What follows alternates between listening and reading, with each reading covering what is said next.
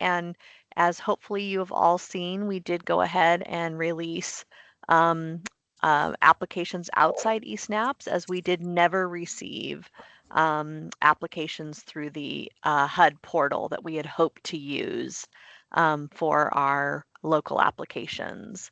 So it looks like everyone's kind of signing in. So I'll give just a second for that to, couple seconds for everyone to finish that up. And then we're going to go through some updates, and then we'll actually walk through one of those applications from that we released on Friday. So I guess that would be one thing. Will you maybe raise a hand or give some kind of signal that everyone has now seen that we did release applications on Friday? All right, sounds like most of you saw that email come through, or hopefully had it forwarded to you if you were not the direct recipient for your agency. If not, I'm actually going to start by going away from the PowerPoint for a moment and have Morgan pull up our CoC NOFO webpage. If you are not familiar with this webpage yet, this is going to be the place you want to go this week as you complete these applications. We have been compiling a lot of resources all of these times that we are together. So this is what the web page looks like. You can see the address, and we'll put the address in the chat as well. But there's the our local NOFO web page is here, and you can see there are lots of attachments in here now, right? The actual HUD, National Notice of Funding Opportunity, our local Notice of Funding Opportunity. The 3 applications that I mentioned that were released on Friday now are all in this located on this page. If I'm just going down that gray box right now. We also have the CoC rank and review policy that the applications were based on. We have the slide deck from when we met in June. We have the recording from when we met in June. And then we have a series of FAQs, or frequently asked questions, and updates that we have sent out at various times. So if you missed any of those emails, if you are now the person with your agency, we encourage you this afternoon to take time to go through all of these key attachments and make sure that you are aware of everything that we have posted to date. In addition, we have put some additional resources that I actually think are pretty important. So want to just encourage everyone to not only look at those key attachments, but make sure that you have also reviewed these additional resources. This is an FAQ that HUD put out just after our session together on the 15th. And so want to make sure that you see some of the important clarifications that they gave. I'm going to give a couple of those today as we walk through the slides, but really important that you see how HUD is framing this competition. We provided, this was actually from HUD, some permanent housing to transitional housing guidance. If you were considering a transition grant, this is absolutely critical that you receive this. If you're thinking of transitioning a permanent housing program to a transitional housing program, you absolutely need to read this guidance. We also have our supportive services only guidance. This is the first time in a long time that HUD has allowed supportive services only projects to apply. And so this is not meant to supplement any kind of HUD guidance or what you see in our NOFO, but it is some resources that we've been able to pull together from other continuums that they put out regarding more about how to apply for supportive services only projects in this fiscal year 2026 NOFO. So always go back and make sure that it aligns with what's in our application. But if you are applying for street outreach, supportive services only standalone, please make sure you look at this and at least have it stimulate questions in your mind about, does your project align? What's eligible for costs? What works in SSOs, what does not work. So definitely have that additional resources for you. And then we have that eSNAP step tutorial. Even though HUD has not put the actual application into eSNAPs, hopefully you have all worked on creating your profile and some of those steps, and we will still let you know. What we want you to understand is that even though now we are having to do an application outside of eSNAPs, that anyone that is selected for funding will still need to complete an eSNAPS application. And so just want to make sure everyone's still familiarizing themselves with the system. We thought today would be a full eSNAPS tutorial. So we have Pat Leslie and Urban Initiatives on the call, as well as Felipe, Morgan, and Alicia from our Continuum of Care and County Executive Office team. But so Pat will be going over some updates with eSNAPS, but right now we still do not have applications. So any questions on the web page before we jump back into the slides? Have these resources been helpful? Maybe I should ask that. Has everyone had a chance to look and kind of follow along with us? Great. Great. It has been a little bit of a challenging process for us, right? As we're still receiving or, waiting to receive guidance from HUD, but we've been trying to share everything we possibly can with you all as we're learning it. All right. With that, we're going to flip back over to the PowerPoint slides. Oh, Audrey, go ahead and were you just letting us know that you had received the application or did you have a question? Yep. Okay, great. Looks like you're just thumbs up. Okay. All right, we're going to go to the second slide. Which again, just reminding us, as I kind of just did, that we are in these two concurrent processes, right? We are trying to follow along with exactly what HUD is doing at a national level that will bring these funds to us locally by submitting our collaborative applications and our project applications that align with HUD's policy, system performance, and coordination and engagement requirements.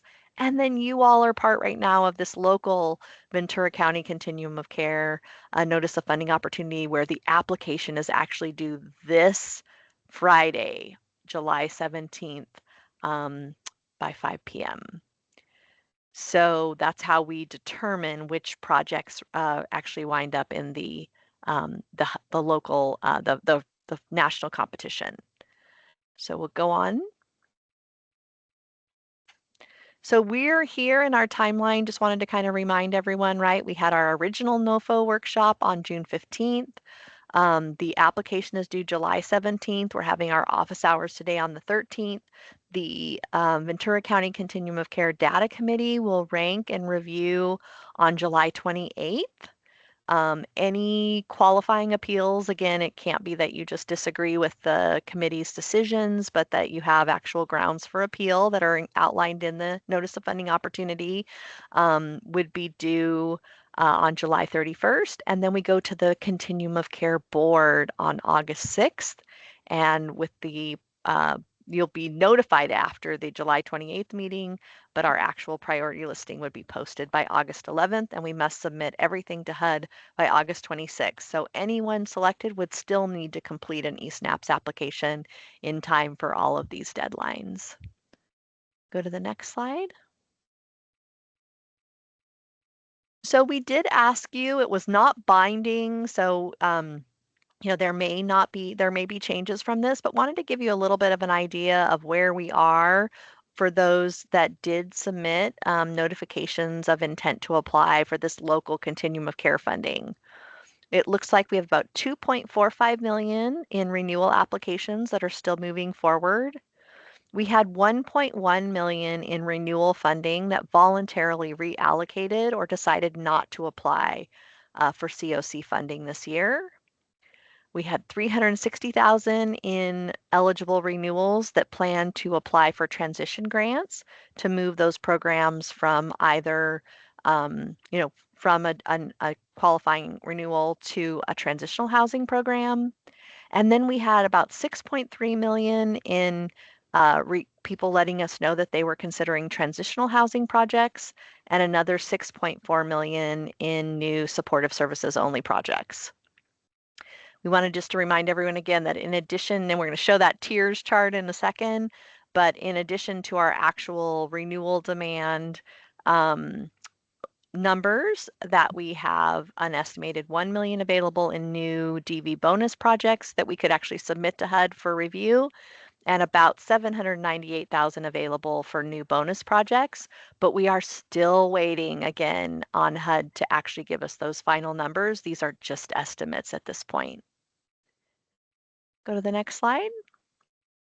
So again, wanted to remind what we'll be doing after you submit your application and with the rank and review committee is creating a sheet that will look much like this, where we have these two tiers that HUD creates. Tier 1 is, again, roughly until we get those final numbers, the $2,249,752 that includes our HMIS coordinated entry system project. So about 1.8 million that we anticipate in permanent housing renewals falling in tier 1. And then in tier 2 would be all those new projects that I mentioned that we received intends to apply. They would be competing in the same competition, right? But that we would be looking to fill tier 2 with those projects in order to meet the set aside that HUD has set aside for transitional housing and supportive services only projects. So don't want to confuse everyone this again, but just did not want you to be shocked, especially we have so many new folks applying, which is so great for you to be shocked of how this is going to shake out, right? We have tier 1 and tier 2, tier 1 trying to save those units that we already have funded. And then tier 2 will be where most of our new and transition projects land. Go to the next slide. So we wanted to clarify, this question had come up, that each project type has clear system performance metrics that we're asking for. So that's either actual, if you are already running a project, we need to see your actual system performance. So you're going to be filling that in the application that I'll show in just a few minutes in those peach squares. So if, as long as your project has been running since October 1st, 2024, we are using the HUD performance year of 10/1/2024 to 9/30/2025, since that's our last complete year, for most of the questions where you'll be answering, what are your returns to homelessness? How many people have you served? What is your positive housing exit rate? Whatever the performance metric is, we want you to be pulling from that 10/1/2024 to 9/30/2025 report. If you're not in HMIS, we just need a comparable report that shows that. And if you are applying for a project that was not operational during that period, then we would consider your most recent operational year. So, right, if you've been in operation just for a year, say ending 6/30/2026, then you would be giving us that the APR for the most current operating year. But for most everyone, hopefully everyone, we are looking for experienced applicants here. So hopefully you have similar programs that we're running during that HUD performance year period. We did have some organizations who voluntarily reallocated funding, so they will be eligible for the 5 bonus points. And then just wanted to remind everyone again that we'll be doing those threshold rankings and reviewing. And then the data committee will review and rank all project applications on July 28th, like I showed you on the timeline, and then present it to the CoC board on August 6th. Go to the next slide. I know some of this is review, but I just feel like everything was kind of new that day. So don't want to, we want to definitely get to those new applications, but just kind of wanted to level set with everyone and kind of remind everyone kind of where we are in the process. Hopefully you've been working hard on applications, and so some of these slides are more meaningful now. Again, our priority in Tier 2 will be given to new TH, transitional housing and supportive services only projects, to align with HUD set aside funding priority. You must demonstrate the capacity to effectively serve the targeted population. We talked about sober living or recovery housing may be eligible as transitional housing, but you need to be able to show you meet all HUD CoC criteria and have appropriate licensing as applicable. All projects must align with HUD's policy goals, and we're going to talk about that threshold criteria soon. You must be able to demonstrate performance and implement service participation requirements. This is different than some previous times that we've been doing this, that we are requiring you now to have those service participation agreements. And then we already talked a little bit, we already know kind of who's thinking about transition grants. And then under supportive services only, or what we can keep referring to SSO, you have the standalone supportive services only projects or a supportive services only street outreach projects. And particularly for street outreach, want to make sure that you're partnering with first responders and law enforcement, even though that's a part of all applications. And we wanted to remind everyone again, and this is where it's going to get, we wanted to really hit this today to make sure everyone's understanding as we go to the next slides, that in order to get to this point of the 100 points where you are being submitted to HUD and they are scoring your application between 1 and 100, the way that score will happen at the HUD level, if you're submitted locally to be part of that competition, is 50 points of your 100 points would be our CoC's collaborative application score. 40 points would be where you fall on that project ranking list. And then 10 points would be, are you implementing service participation requirements? So I want to really make sure that everyone's understanding. So there's this very important threshold review, a risk review, and if you get through both of those with HUD, then they would be scoring your application. And so here locally, because HUD is doing it that way, we are having to make sure that your project will pass threshold and risk prior to submitting it so that we don't submit something that then HUD disqualifies during their process. Does that make sense to everyone? It's a little bit complicated. We're going to go over a little bit what that means, and then with the partnership with law enforcement require written agreement, we highly recommend you show either like a letter of partnership or that you can show some kind of authentic, right, documented collaboration as much as possible, Will.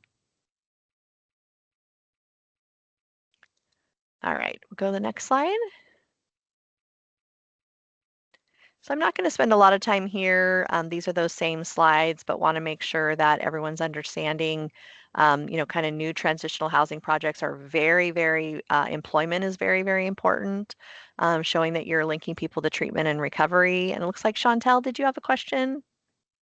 Yeah, I wanted to know the last statement you made with law enforcement. Does responders, are we allowed to do that with like CAL FIRE and firefighters? Yes, Is that whoever it is that qualified? you're partnering with.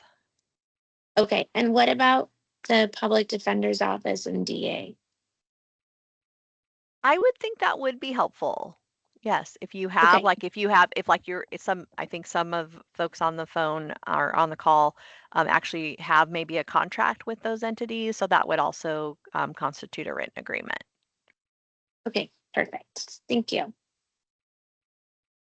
All right, and then we'll just briefly go to our supportive services only projects. And I think I really wanted to make sure, the reason I left this in was just to make sure that everyone had seen the HUD FAQ since we met on the 15th, because they gave the clarification that I think we had said that the SSO projects need to be serving unsheltered individuals only, but HUD did clarify that it could serve sheltered and unsheltered persons in a wide array of services through their FAQ that was released the day after we met on June 15th.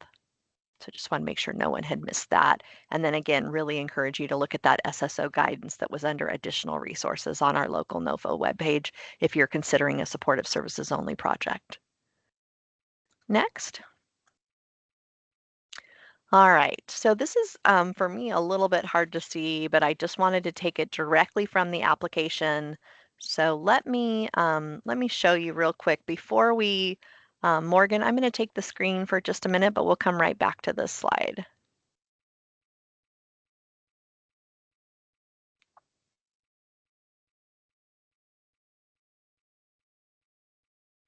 All right, so just to give everyone a look again at, so the application that was released on Friday is it's an Excel spreadsheet with a series of tabs at the bottom. The first tab is just basic instructions, again, reminding everyone when this is due. Because we will not be able to do it through eSnaps, you'll need to be submitting by email at 5 o'clock on Friday. So some basic instructions here. Here is just, again, trying to make sure that we're clear on exactly what you're applying for, what your budget is. Also, the basics about your project and who we'd be contacting with any questions. And then we were just showing that threshold review, but wanted you to see what it looks like in the application. I tried to bring it straight over from the application. This happens to be the transitional housing application, so there are some minor changes between the applications, but here are these peach fields that you'll see throughout the application where you want to make sure that you have completed. And then you can see that most of these threshold requirements require some supporting documentation or a required attachment, which is also included here in the tab with the checklist. Just wanted everyone to kind of see how this plays out as we look at the threshold review. And so you are, basically committing, right, to all of these pieces by saying yes, and then showing us how your yes is true by including the attachment that's applicable. Does that make sense? Kimberly, I was going to ask if you could maybe zoom in a little bit. It looks quite small on the screen. Okay, let's see. And then also for our participants, there is a zoom option on the bottom left-hand corner if you need it even larger. That's Okay, did much that better. help? Okay. Yeah, that's great. Thank you. So are you an eligible, well, let's go, I mean, it might be easier to read it here. It's even smaller on the slide. So I'll just stay here at the application rather than going back to the slide. But basically we have these 11 different threshold criteria that we want to make sure, again, what we're trying to do locally is just make sure that your application is not disqualified if you're chosen by HUD before you even get to that scoring round. So are you an eligible applicant? Do you have a government status or the 501(c) status? And are you a SAM.gov registered participant? And so I think one of the questions that had come up earlier today was the SAM registration needs to be within 90 days. That doesn't mean you need to have registered within 90 days. It means the printout showing us that you're actively registered should be as current as possible, but has to be within the past 90 days. Is your component eligible for CoC funding under the federal regulations and under the NOFO? And part of a CoC program source. And this was again supposed to be reviewed through eSnaps, but your budgets will help us and your component types will help us. Are you committing to participate in the homeless management information system and coordinated entry system? Do you have the fiscal capacity and controls? So your most recent audit, financial statements, financial policies can help us determine that. Are you committing to the 25% match, right? That's non-federal match requirement. You can see, again, we've shown you the regulation to make sure that you are able to show that match. And then the reason we say the state of California funds may not be used as match is most state sources require a housing first approach. And those would conflict, right, with our federal dollars in this instance. And then we want to make sure we're seeing that actual supportive services participation agreement. That is not showing you us all of the signed agreements, but showing us that you have the sample and that you have implemented it or, concrete plans to implement it. Again, that when it comes to discrimination and any kind of racial discrimination, we want to make sure that you're certifying you're compliant with all applicable state and federal laws, that you are not operating as a drug injection site or safe consumption site, and that you will not knowingly distribute drug paraphernalia or permit illicit drug use on your sites. That you either commit to being part of the continuum of care partner agencies or already have. So we want to make sure, and then we're asking you to participate. That if you're a faith-based provider, want to make sure that there's an understanding of how that works in the context of federal funding. So make sure you review that federal regulation. And then if you're a transition grant applicant, we are really trying to make sure that you have that housing stability plan for those who you are currently housing.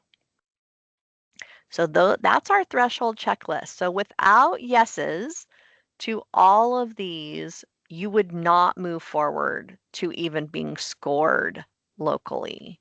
Want to make sure that's clear. I don't think I hit that hard enough in the 15th, the training on the 15th, that all of these are pass fail.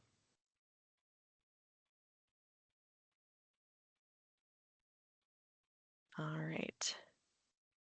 While I'm here, actually, it probably just makes sense to stay with the application. So after this threshold checklist, then you're moving to the actual application where, again, this is the bulk of the application is all here. Most of your narrative questions, all of these yellow boxes are narrative questions that we'll need you to complete.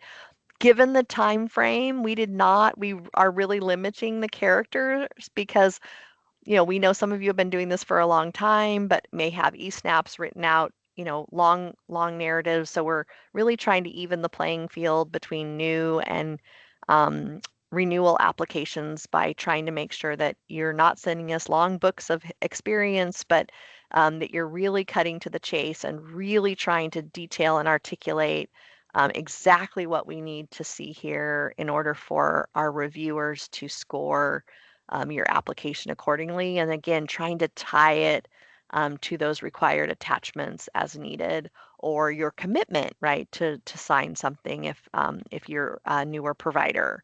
So I won't go through these questions one by one, but just wanted you to see again, this is how the application is structured. So much different than applications we've had because we had to create an application very quickly when our eSNAPS application was not released. We worked quickly to kind of create this. Hopefully what will be a somewhat, the meat of the application is really in the attachments, but we do want you to take time to draft, very descriptive narratives to make sure that we can score these different pieces. So you can see I'm just kind of scrolling through. I'm not going to go by application. Here's one of the deductions. So you would not write in this, this section since it's only for the panel. And then just want to show again, when the peach field, column D, that means we are looking for a number. Don't provide a narrative. We are looking for a number. And so hopefully that number is directly from either, like I said, a comparable report or your homeless management information system annual performance report. And we've tried to show you which question to be looking at to make sure that you're pulling the right numbers. So in this case, we're looking, and I thought it said quarterly, and I'm noticing it's not, but what we mean here is we're looking for quarterly utilization, and that comes directly from 7B. How many beds do you actually have? How many beds were actually occupied? And I think it's like on the last Wednesday of each month that shows question 7B. And so then we'll average those out to see if you're over the 95%. On questions 6A through F is that missing data element rate. So this is kind of for those who aren't in HMIS, this would be like data you're unable to collect. Then you go down here, the next peach one, this is in the transitional housing application. So each of these are different for the different component types. They'll be different for permanent supportive housing and supportive services only, but you want to look at these peach fields to make sure that you're actually pulling the number from your report or your outcomes to fill in a numerical value or multiple numerical values in column D, and then explaining, right? If it's lower than what we're asking for, because HUD sets some very aggressive performance metrics, like the 60% of participants exit with employment income. If you don't reach the 60%, tell us what your real is. If you're a new project, what your projected is, but then tell us how you're going to get there if you're not there yet. That's what the yellow field is for. And you can see employment income in question 19A2 in the CoC APR. And then length of stay is 22A1, that question. Or again, you can tell us your average length of stay if you're not in HMIS. And then some other questions here. So I think one of the questions came up is how are we going to calculate successful housing outcome? And I think for any housing project, the easiest way to do that is just your total budget divided by the number of participants. And then for supportive services only projects, it would be your total budget over the number of participants that actually wound up being housed after the intervention. So we can send out some clarification on that as part of an FAQ, but did want you to, we're trying to keep it simple. We know successful housing outcome can be confusing, but if you're taking someone from emergency shelter, street outreach, and getting them transitional housing, we're considering that, right? A successful housing outcome for this measure. So it's basically your total budget divided by the number of participants in housing programs, and then in supportive services only programs, it's the number that actually did become housed because of the intervention. And then why you think that's cost effective, right? Convince us, right? If there's questions or you're not sure, this is your scorers are going to need to see like, why is this cost effective if you think your cost may be higher than other programs. And then these others are, for our renewal applicants that either voluntarily reallocated or showing that plan to maintain housing if it's a transition grant. And then the fourth tab is the budget and match. We kept these very simple. If you have a budget that you use operationally that has more detail than this, you can attach that as well as one of your attachments, but we're trying to align with what eSNAPS will wind up looking like when it opens so that our budgets aren't all over the place. So our goal here was to try and give you something that was consistent with what a eSNAP's budget summary will look like, but I know it looks a lot different than budgets we're used to working with. So if you have any questions, we can try and walk through this a little bit more, but we've tried to model it directly after the budget you'll have to submit. And then again, I cannot emphasize enough that the meat of this application, right, is in the attachments. And so really pay careful attention to all the tabs. There may be other attachments, right, that are not listed here that were part for yours, like have the faith-based partnerships or something like that. So make sure that you're getting those attachments in. And so that is the whole application. So again, we tried to simplify it given that you only have a few days to complete it. We limited the number of characters as well as tried to make it as easy as possible. So before we go back to the PowerPoint, I know that was a lot on the application. Any specific questions on the filling out of the application?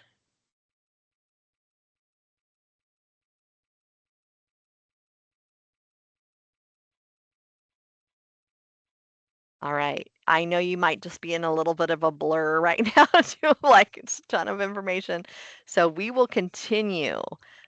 We are going to have a recording. I think that was just asked. So we will post these slides and the recording after we meet today so that you'll have those to reference throughout the week. But I absolutely anticipate that as you're starting to do your budgets, right, questions may come up. And so we'll do our best to answer them. And then know that when we're answering it for you, then we're also trying our best to, as quickly as possible, get those posted to the web page. So continue to monitor that web page as we may be giving important clarifications this week, as we are still awaiting HUD guidance, right, on several of these issues that we do not have yet. All right, let's go back to the slides. So since we went through the threshold in detail, this will be part of the slides that get posted, but this is basically going directly from what we just looked at in the application. So we'll just move through these 2 slides. It's pass fail. You have to get all of those yes. And then there's also this risk review, which your audit, et cetera, is also going to help. Again, this is HUD's risk review, and so we'll be trying to do this locally to make sure that no applications are disqualified once they get to HUD in order to be part of our actual scoring. You do want to make sure that you have compliance with financial controls, effective management systems.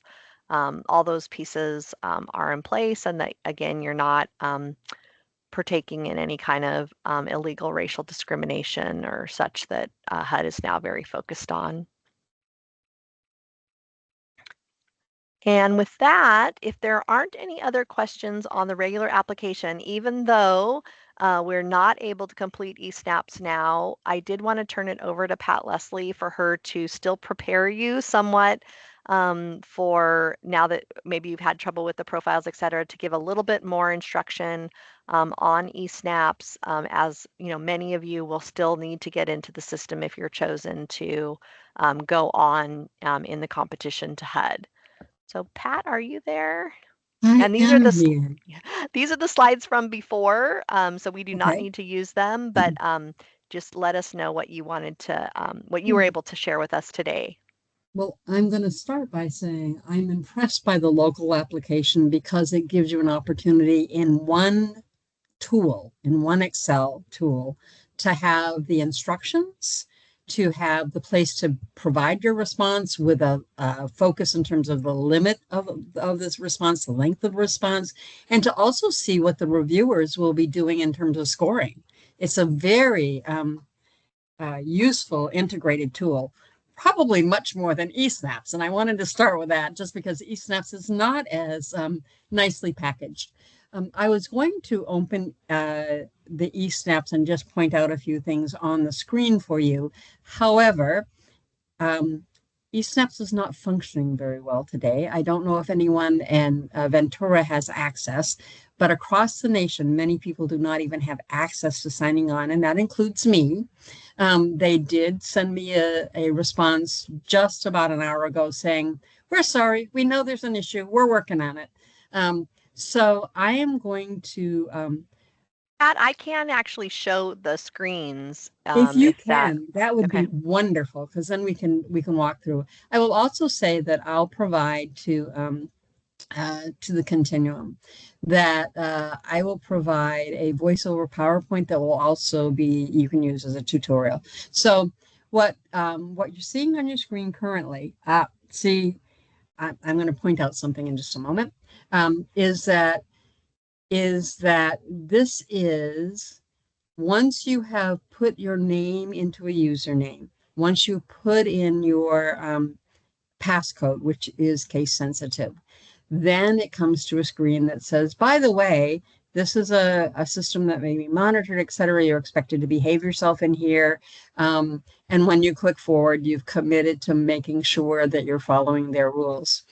On the left-hand side, what you're going to notice is that there's this menu, right? That what's called the front or office portal. And the very first item is the profile, right? We are going to be able to look at how to enter the Wait, let me back up and say, for how many of you is this your first eSnaps completion? Just if you'll do a thumbs up or a hands up or something so I get an idea. Okay, so there are a few. All right, so let me start there. I'm going to also say, if you are not yet a registered user in eSnap, as soon as eSnaps is accessible, you're going to need to do that. We can send you a handout on how to do that as well. So starting at the top is that left-hand menu becomes very important. It is your navigation tool. Please do not try and use your typical navigation tools that you use in other URLs, right? Use the gray bar, the gray menu bar, and only the navigation tools in that front office black column across the top. So you sign in. The first thing you're going to need to do is go to your profile. So you're going to go to profile by going to And it's not applicants. opening for me. Is Right. that? Yeah. Right. Okay. I'm going to ask you to drop down to applicants and Yep. click on applicants.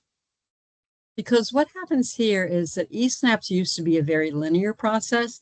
And as it's been around for 30 years, they tried to integrate some interactive pieces. And so now it's sort of, it's not straightforward. Some of it's interactive, some of it is not. But your first step is to go as an applicant and make sure that your name as your applicant name shows at the top. Now that should be your organization's name, right? Not your individual person, right? And And once you not the do, continuum of care. I think that and came not up the as well. continuum of care, right, right. It is your organization that's registered. It should be that at the top. If, Kimberly, if you will click on the little orange folder that says open, I want to show you a couple of pieces, is that if you are in eSNAPs, if you want to make sure you go to this particular section and update it anyway, because you need to update your code of conduct. So notice that when she clicked on that, in the middle of the page, it says applicant profile type, and it shows that it's the project applicant. That's what you wanted to say.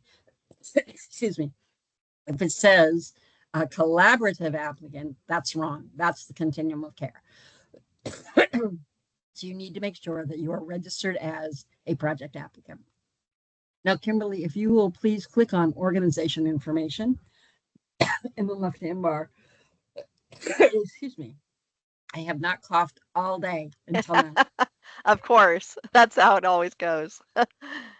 You can see that this left-hand bar takes you through the steps of giving the organizational information, right? And then who's the contacts, who's the authorized secondary contact. That's important information because that is who HUD will contact if there's any questions. That is who will be emailed if there are any updates, etc. So that is important. If you see, for example, that this is the information in this organizational chart is incorrect. Let's say you've changed offices, right? Is that in order to make a change, you will need to go click on item 7's submission summary, please. You will need to go there.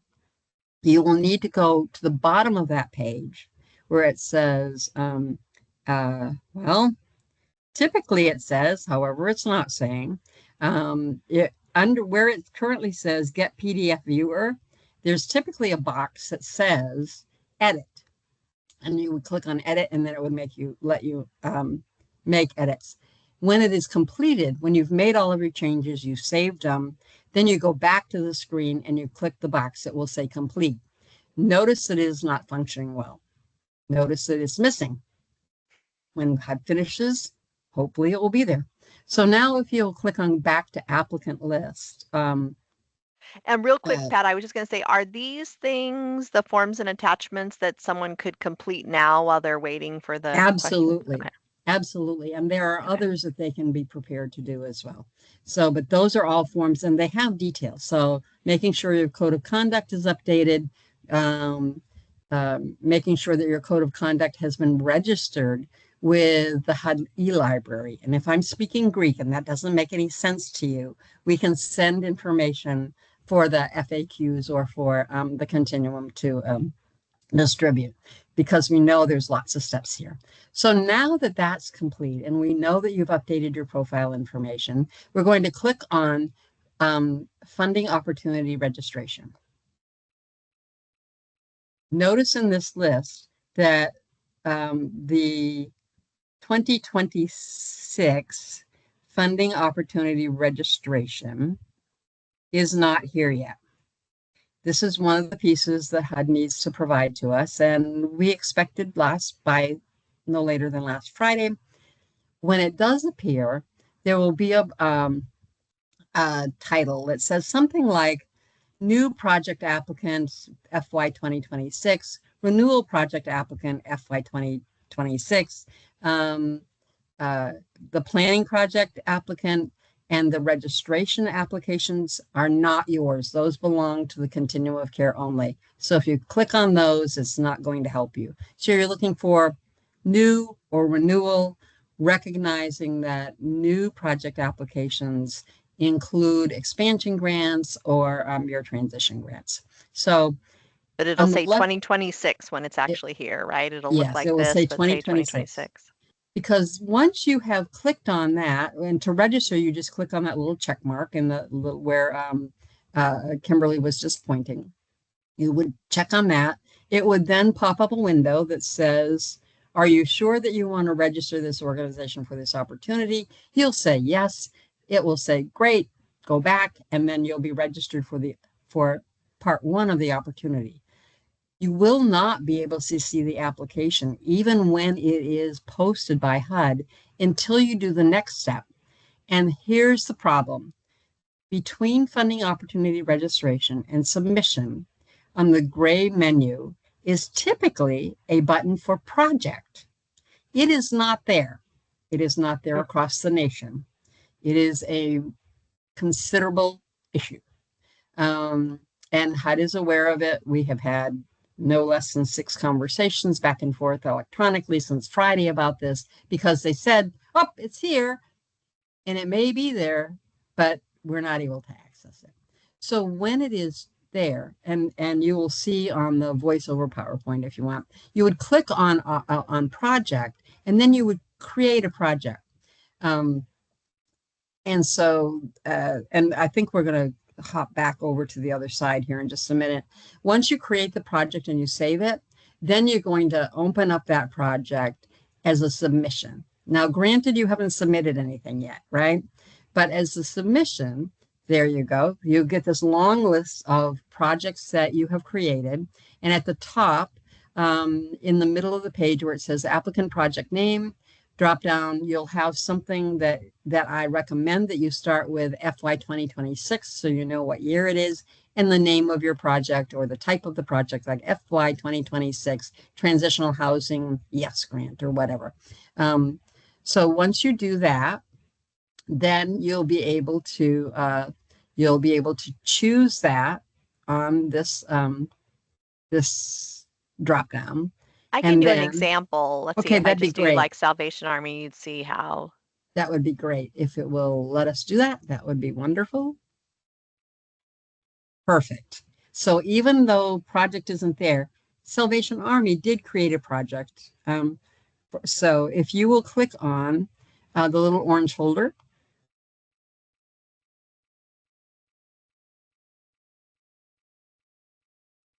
it will do it. Oh, there it goes. Okay. Well, this is Notice actually that helpful this, because hopefully the gray navigation bar will at least be similar, right? yes, the gray navigation bar should be very similar.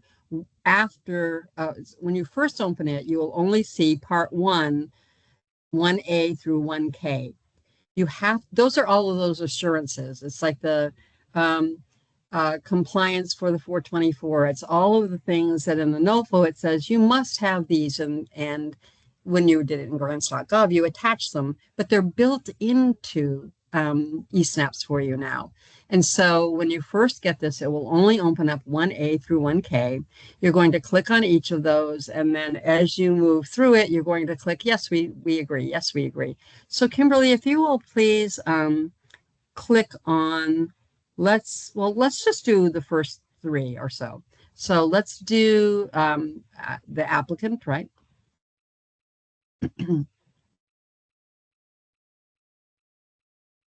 This has brought in information from your applicant profile that you just completed, right?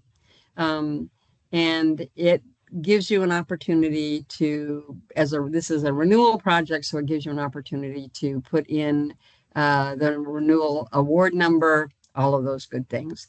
As a new project, you will have information that will come in from your applicant profile, and you will ignore, and you will indeed complete the information about when, what kind of project this is, but then the balance of this will be blank for you, and HUD will create a project number for you. So if you'll go to the next one, please. And I know we're taking a lot of time, but I just want to show a couple of things here. So notice here, the applicant's legal name, right? The employer payer ID number. This is actually you'll need both that and your unique entity identifier. That is your number from the SAMs. If you are not yet registered in SAMs, you must hurry. I do not know that you have sufficient time to finish SAM's process, get an idea number assigned to you in time to submit this application. It typically takes several weeks. So if you are not registered in SAMs, you need to hop on that right now. But notice that information here, again, has brought in some information from your profile and moves forward. If you'll click again on then, yes, thank you. Now here, you'll see that what kind of applicant you are comes in from your profile. The name of the federal registry is HUD. That's who you're applying from, right? You're applying for the CoC program. The CFDA number will appear. The funding opportunity number is that number on the front of the notice of funding opportunity from HUD, not the local one, but from HUD. And it is that continuum of care title. And let's do 1D for congressional district, because that's the other place that gets a little bit confusing, is that in this, you're going to be telling what area you're serving. So your applications are all from California, right? You will choose that first. You will then choose which congressional district you're in and that you will be operating in. So not only where your agency is located, but where will you be operating, right? And then where the project is physically located. So that's typically your central office or the areas where you have identified housing, right? The next question, question 17, is the one that gets challenging. It is in the middle of congressional district, but it wants to know when you think that this project that you're applying for will start, and then 1 year later when it will, well, 364 days later when it will end. If you're a renewal project, there'll be dates in there from your prior renewal. You need to update those. If you do not, you're asking HUD to fund a year that's already passed, and you won't have money for the upcoming year, right? So that 17 start date, end date is important, and it's in a strange place. It's in the middle of the congressional district. So Kimberly, if you will now, go ahead. No, I was just I want to just take a break to say to everyone, this is why we're doing this, is because it's just not intuitive, right? But there are these tutorials. We do have the eSnaps guide. So when you get right now, right, concentrate on that 5-tab application. But when we get to this, right, you're just going to need to go step by step through the guide, because it really is like, why would the project start date be in the middle of congressional district? Just a classic example of, a historical, a legacy system, right, that's being used the best it can. So where would Yes, you like me to head? Sorry, Pat. So I just go to, if you will, please go to the summary for the moment, because this is going to show you when all of these pieces are things that have to be submitted in order to submit your project, right? Or have to be completed, even if it's not, even if it's not pertinent to you, you still need to put in a not applicable, right? Notice that some of them will say, oh, it's not required, right? You'll see that some of these are please complete, no input required. So for 7A, for example, it says no input required. That's because not everyone necessarily has to put that attachment there, but some of you will. And so even though it says no input required, it may be required for you, just like as Kimberly said on the local application. It does tell you if your application is ready to be submitted, and it does give you the notes on the bottom about what is missing. So any red X has a note on the bottom that you need to go back and correct. So for example, if you'll just click on 7B, and I know we're almost out of time, but if you'll click on 7B certification, this is one of those required certifications. And what is missing here is toward the bottom of the page is just say, we, the undersigned, certify under penalty, blah, blah, blah. That box has to be checked, and then you have to save it and go next in order for that to go away. This is, again, these are all of the federal requirements that need to be approved. And for 1A through K, you will not see the application questions until you complete them. So I think that that's a pretty detailed beginning for you. Know that HUD should be updating eSnaps to give you all of the pieces that are necessary. In the meantime, you've got a really good local tool to be fashioning your projects. So thank you, Kimberly, for all that time. All right. Thank you, Pat. And again, we just wanted to really make sure that everyone kind of knows these. Now we have this two-step application for this Friday, 5 o'clock by email. You are submitting that that Excel form as a PDF. If you're having trouble with the PDF conversion, it is okay to submit it as an Excel. I know sometimes I have trouble with those multi-tab Excels. So PDF or Excel format for the application to be submitted, but very much encourage everyone, again, if there's one thing I can tell you in these last 3 minutes is carefully be building your attachments, because that is really, the short narratives are important, but we're going to need to see all of those attachments in order for you to meet those threshold criteria. And so we want to make sure that that you have probably one person in your agency that's kind of working on those narratives, probably someone making sure those performance metrics are getting done, and then probably, hopefully, someone is just collecting and putting together all of those attachments for you, because all three of those pieces are critical. And then I think, was it Corey? If we go back to the CoC web page, real quick, Morgan, I just want to, I want Corey to be able to see where those applications are on the CoC webpage. So here we are back at where all of this information is, including a detailed eSnaps tutorial at the bottom. But after the first two key attachments, which are the HUD NOFO and the local NOFO, the three different application types that we have that are those spreadsheets are here, and they were attached. I guess this is probably, does it open as an Excel, Morgan? Do you want to? It should, right? It looks like it has the X. Otherwise, it did go out as an email on Friday, so we can, but let's see, it looks like it's going to open. There we go, as an Excel. So depending on which component type you're applying for, you want to use the correct application. And remember, we are not accepting new PSH or RH projects this year. So if you are new to the CoC, you'd be using the transitional housing or the supportive services only. The permanent supportive housing and rapid rehousing is just for renewals. Did it open? Didn't show on screen. Yeah, I don't think you can see on screen, but yeah, if you click on it, it'll download an Excel file. And if you have any trouble, like I said, we did email the actual Excel versions out on Friday, but if you need us to email it again to you, just please reach out to Ventura CoC at venturacounty.gov. Any other questions?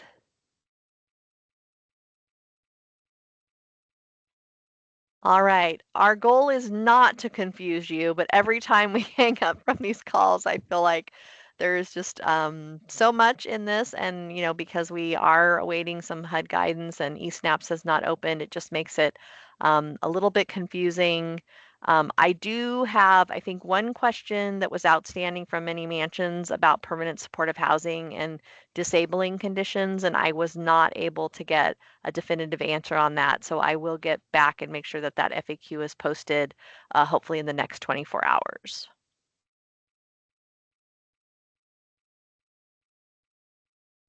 All right. Well, thank you all so much for being here. I'm not seeing any questions. Again, just encourage you all to really dig into those resources on the webpage. If you're applying for a transition grant, you want to look at PH to TH. If you're applying for a supportive services only, please look at that guidance, even though it's not directly from HUD or the CoC. I think it'll be very helpful. And submit any questions you have for us. But we are in the home stretch. Local applications due on Friday by 5 p.m. to our email.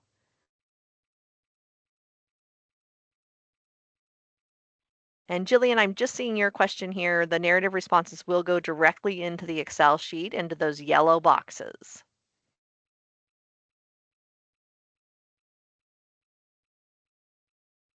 All right. Thank you so much.